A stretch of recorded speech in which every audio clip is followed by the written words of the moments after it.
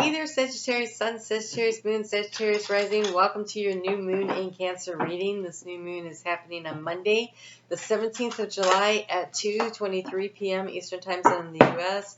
Over in New Zealand, you will be seeing it on Tuesday. But check the time zone calculator in the description box below to know exactly what time it is happening for you, because it is a Cassini new moon. And that means that in the half hour before, the half hour afterwards, there's some very fertile ground in which to be planting your seeds of intentions for your dreams, your goals, and your wishes. And this new moon will become a full moon in January of 2030. So it finishes out the decade for us. So what would you like to see change over the course of the next 6 years or so? And to really focusing on that. That doesn't mean that you won't be seeing things along the way, but it does have a very long cycle here. And so it's really interesting because two cards came out for the overall energy. We have the sun and the moon. That's what a new moon is when the sun conjuncts the moon. So that's fun energy. That's also about the timing and the cyclical nature of things. In this moon, we have this little old-fashioned pocket watch there going on, and we have the sun here that has also has a clock in it, right? So it's about cycles and divine timing and how these aspects work together. And this is a great opportunity to complete a cycle in order to start a cycle, which sounds really weird with the new moon, but that is the energy that keeps popping up over and over when I'm doing these readings. And so I think it's because of the way the cycle is. This new moon is actually opposing Pluto in Capricorn. And so Pluto in Capricorn is actually where the sun will be when this new moon becomes a full moon. And so there is something about this whole cycle of events that has this big transformative energy. And you have here the two cards of transformation surrounding the card of healing. So the key to the situation is you have the lily. The lily is the opportunity to really heal something in the heart space. And you have here the coffin and you have the snake. So the action to take is this transformative energy, this willingness to rise up and stand up for yourself and to shed your skin and to proceed forward in a new direction and to conquer the mountains that have frightened you. Oh my God, I just noticed something. Whoa. Okay, so here you have a lot of interesting placements of these cards, right? A lot of interesting ones. In the house of the coffin, we have the coffin. And so this is in your thoughts. How can you transform the situation? By transforming your thinking, right? Thinking leads to not good results. And so here you want to infuse this energy with, I want to say this is like rising up in self-confidence to transform a situation. So here's something else that's equally interesting to me. In the area of the anchor, we have the mountain, and in the area of the mountain, we have the anchor. This is being willing to anchor your energy into that next mountain that you want to climb and having the confidence to do that. So what is this thing that you want to do that seems really hard, that seems really difficult, that seems really challenging? Change the way you speak to yourself about it. I want to say infuse it with the energy of enthusiasm, because you are safe and protected. This is a major change in your life that is creating some anxiety for you. You have the ship in the area where there can be some anxiety. It's also about paying attention to the details. And so there's this energy around, in order to move forward though, there is a need to really pay attention to the details, right? When you're mountain climbing, you want to watch your next step, right? You want to pay attention to where you're planting that next foot. It matters, right? So that you're in sort of solid ground there as you reach for the next handhold or whatever it is you're doing that you're climbing here. You have a great card of protection here too. There are two cards of protection in the deck, and you have both of them. In the heart space, you have the tower. The tower is about being very protected. It's also about seeing the higher vantage point. This is a card of success, landing in the heart space. So if you are moving toward what feels like your big goal, your big dream, that what will feel like success for you, you will feel that by taking this action. And here in the energy of what information we have. The polar bears, but again, there's that mountain in the back, and the polar bears here protecting you. You are being very protected and guided on the next steps of the journey, but it is up to you to rise up and to show yourself in your strength and your power, right? This is the Kundalini energy rising the way it looks here. This is, what is that creative thing that you want to do? Rise up.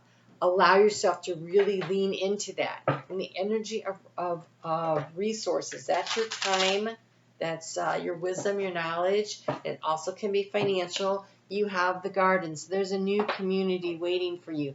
This gate is barely cracked open. You have to choose to step into this new situation, right? That there, and with confidence. I want to say, and with confidence. So there's a need to really believe in yourself and your ability to do things, and there's a divine timing aspect. So because it's the mountain, it's not going to happen overnight. I'm so sorry, Sag, because I know that's really not what you want to hear. But you are now moving into the area of planting seeds, right? So, South Node went through your sign 3 years, year and a half to 3 years ago.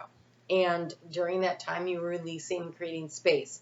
And then in the past year and a half, well, it was in Scorpio, that was your chance to integrate. And now as it's moving into Libra, and it actually does that with this new moon. The new moon, the North Node is currently at 0 degrees and 1 minute of Taurus, which means it's backing up into Aries in like the next 24 hours or so. And so as it is doing this movement and moving into this next thing, that's where you start planting these seeds. This is where you start to allow your energy to rise up. This is where you start to really use focused intention towards your goals and your dreams. And over the course of the next year and a half is going to be a lot of navigating that energy of closely watching things as they're developing, pulling the weeds, right? Not letting the weeds take hold. Keeping it watered, nurturing it, feeding things, the dreams, the goals as you go along. It'll be in the year and a half after that, when that South Node moves into Virgo, that you start to see some successes coming in. And so again, there's a cyclical nature to things. That is just the way this moves, right? It just keeps flowing around like that. And so this is how you're going to start to see the successes come in by the time we get to the end of this decade, right? And I know that seems so long, and that's so hard when you guys just have all this energy, but that optimism that you have, hang on to that. It allows you to move things forward. So, you have the card of the fortune teller. We do personal readings. Being open to possibilities and trusting your intuition to interpret the answers can help you to help others. If you if you know how to read tarot, and you do this, and you have a question as to next steps along the way, or you use a pendulum or any of those divination tools, I highly recommend them. If you already have these skills. Okay, say you don't. Say, because studying tarot takes time. It really does. But you can buy an oracle deck. And they will have things written right on them. They tell you what to do, give you the information. I really, I'm trying to think that for you, I think The Wisdom of the Oracle by Colette Baron Reid is really good. Anything by Alana Fairchild is amazing. Colette Baron Reid and Alana Fairchild, it's really hard to go wrong with those. So you'll have to get into the books. And Kyle Gray. Those can, if you're looking for those specific action to take, that might not be the one.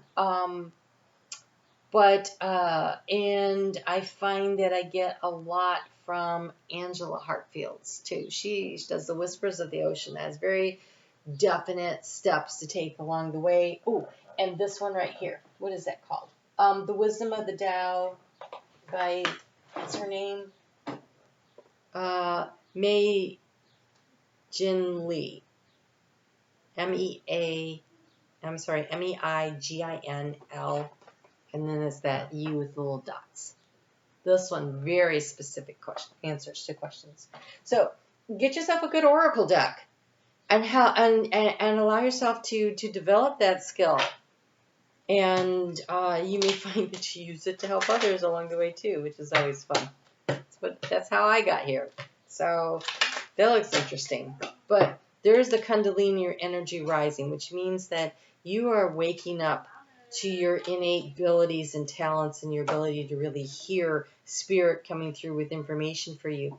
So, you have the card of remembrance and finding grace with forbidden fruit. Ooh, that goes totally with that. All right, so this is remembering who you are. You have the starflower and rosemary. Rosemary is very much about the past. So it's almost as though I feel like with this forbidden fruit coming in with the snake, this is knowledge and wisdom coming through. I almost want to say you have an opportunity here to really be able to go inside of you and pull up your ability to connect with your higher self and to hear and to understand what it is that you need to know. That is really powerful. If you have not been developing your own personal psychic abilities, I think this new moon is inviting you into that as a way to help you navigate the course over the next little bit here. May you perceive nature's beauty with artistry afresh.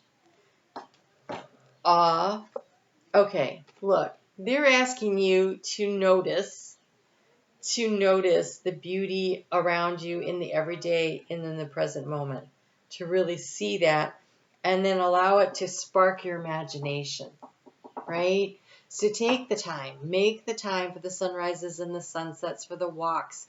Just notice when you're driving, things, and just get in touch with that aspect of the creation around you, because that helps you to become in touch with what's going on within you. Imagine.